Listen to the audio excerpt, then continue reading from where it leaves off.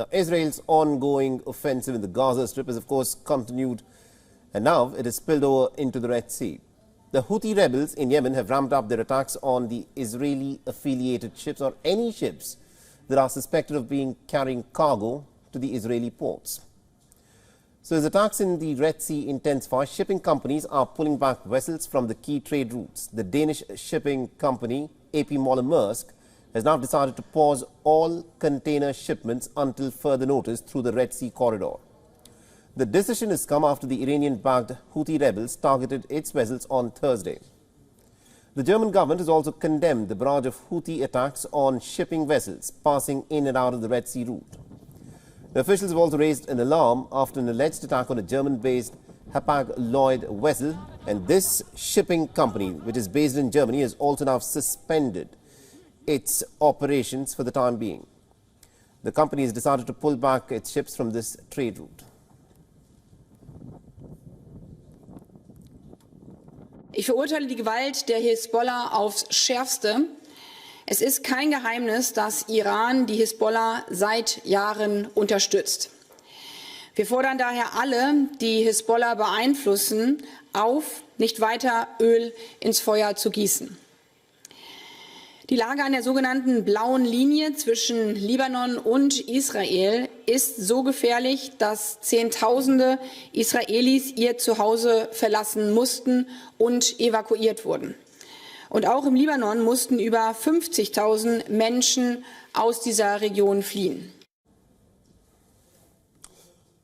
So as the war tensions spill over into the Red Sea, a British destroyer reportedly claims to have neutralized a suspected attack drone in the Red Sea corridor. The rebel group has also established a stronghold over the critical Bab el-Mandeb Strait, making it literally impossible for shipping vessels to pass without fearing a potential attack from the Yemeni front. On an average, 50 ships cross the strait on a day-to-day basis, but the escalating tensions have now triggered a serious pullback, which could impact nearly about 40% of the global trade, which now rests on the now roughened waters of the Red Sea.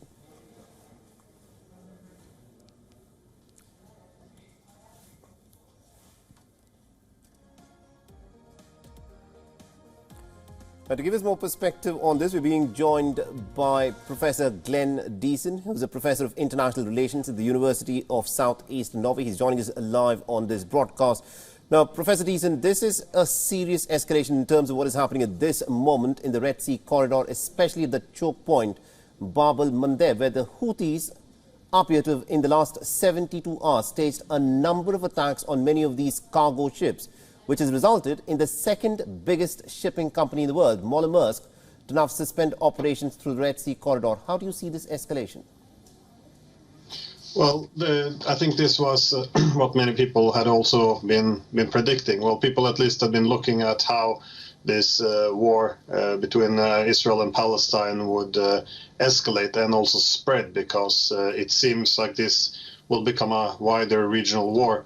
And obviously, we see that the Houthis, Houthi-controlled Yemen, their actions are justified by them as a response to Israel's destruction of Gaza. So it's a way of displaying solidarity with Palestine, but also, putting pressure on Israel to suspend its military operations there, which by putting a lot of economic pressure, not just on Israel, but also what they see as the partners which are enabling Israel, because attacking these ships in the Red Sea, as you very correctly point out, this is a key important maritime corridor for international trade. So it's a pressure point which is quite effective in terms of putting pressure on Israel and the West. So I think that this again also has to be seen in view of the wider escalation, such as the attacks on U.S. occupation forces in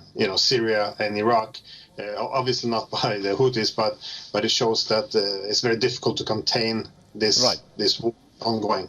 It's one thing for these certain of these militia elements to be attacking American bases, like for instance they've done in Iraq. But the fact is, what has now happened in the last 72 hours is Moller-Maersk, the second biggest shipping company in the world, has now suspended its operations through the Red Sea corridor because it's now simply unsafe.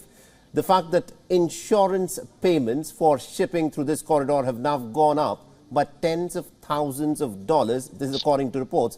Now, this means that if this continues for a longer period of time, the global economy would suffer because of a sharp inflation that would be set in because the supply chain linkages would just break through this very crucial sea corridor.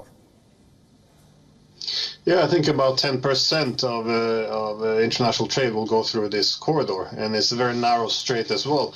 So it's an important pressure point, which is why it's as a way of imposing a huge economic cost again on the entire world. So this is again seen to be something that they can do in order to put pressure on Israel and also its enablers, because they do recognize that the U.S. has limits in terms of how it wants to respond. Because obviously, if the U.S. would attack Yemen, this would be quite problematic, because the Houthis who seized control in Yemen have largely been able to rally the country behind them due to foreign attacks, by foreign countries.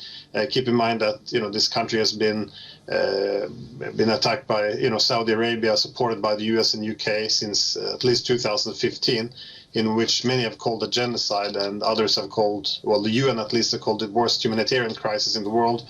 Before Gaza, which is why it's the poorest country in the Arab world. So this has been a huge problem for this for this country for a while. And Professor Deason, my final question to you is, we've heard from the Americans, they've said that they want to forge an international maritime coalition to deal with the Houthi threat in the Red Sea corridor. But the Saudis have said something very interesting. There's been a civil war in Yemen, as you pointed out, since 2015. The Saudis have been backing a particular faction in Yemen, but that was, of course, overthrown by the Houthis. The Americans would like to lean on the Saudis to try and discipline the Houthis. But do you think the Saudis would play ball with the Americans in this context?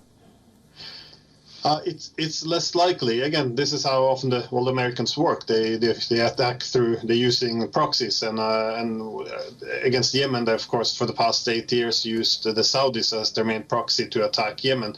But again, this time it might be a bit different, especially given that the Houthis are responding to Israel's attack and destruction of Gaza, which makes it more difficult.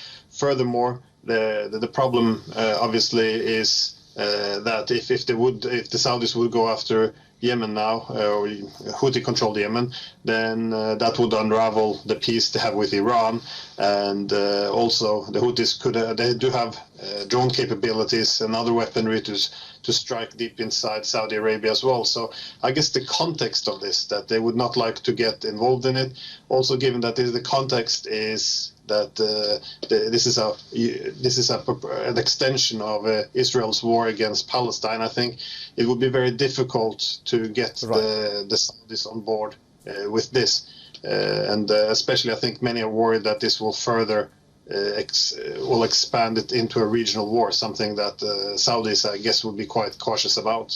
Absolutely, indeed. Thank you very much, indeed, Professor Deason, for joining us from Oslo and getting us that perspective there.